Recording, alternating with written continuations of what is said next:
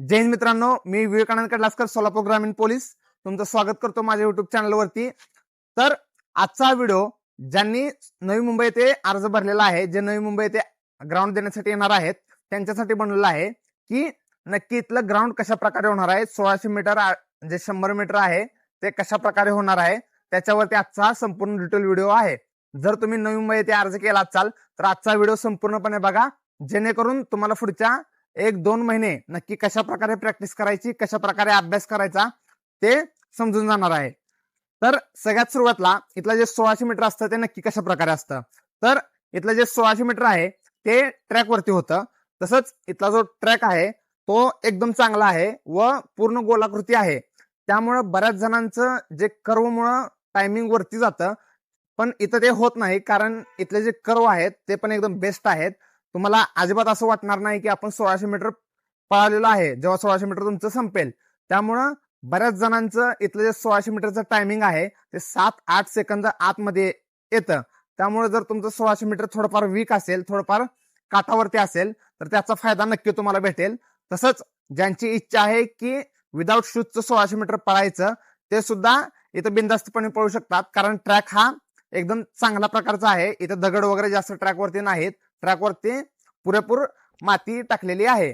यामध्ये तुम्ही 1600 मीटरचा ट्रॅक बघू शकता, एकदम सुसज्ज व चांगल्या प्रकारचा ट्रॅक आहे। यामध्ये ज्यांचं टायमिंग एक काठावरती पडते म्हणजे 5:15 पर्यंत पडते ते सुद्धा आउट ऑफच्या आतमध्ये येऊन जातील। तसंच ज्यांचं टायमिंग 5:35 कडे पडते, विश्वास ठेवा ते सुद्धा 5:30च्या आतमध्ये येऊन जातील। तसंच ज्यांना विदाऊट शूजचं पण 1600 मारायचं आहे ते सुद्धा मारू शकतात, ट्रॅकवरती दगड वगैरे अजिबात नाहीत। तसंच ट्रॅकचं जे कर्व आहेत ते पण चांगले आहेत, त्यामुळे तुम्हाला 1600 मारताना खूप जास्त त्रास होणार नाही।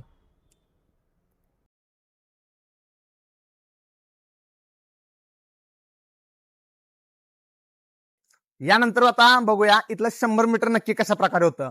तर इथलं 100 मीटरला सेन्सर आहेत म्हणजे चिप आहे।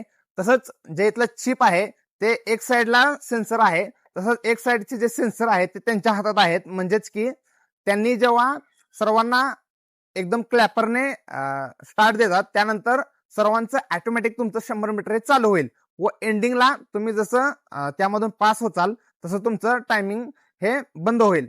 त्यामुळं जे स्टार्ट चोरतात, तसंच ज्यांचा स्टार्ट चांगला आहे त्यांच्यासाठी इथलं 100 मीटर फायद्याचं आहे, कारण सर्वांचं एकदम 100 मीटर चालू होत असल्यामुळे जे स्टार्टिंगला स्लो आहेत किंवा ज्यांना स्टार्ट चोरता येत ना, ज्यांचा स्टार्ट खूप स्लो आहे त्यांना थोडासा त्रास होईल।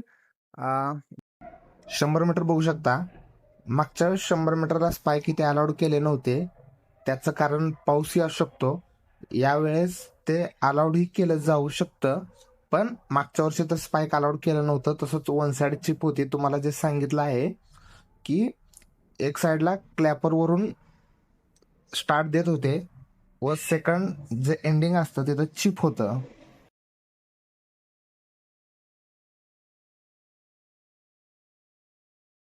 यानंतर इथले जे गोळ्या आहेत ते पण चांगले आहेत। तुमचा गोळा हा जर आउट ऑफ जात असेल तर तुम्हाला इथं खूप जास्त काय त्रास होणार नाही, इथले गोळे पण खरंच चांगले आहेत। त्यानंतर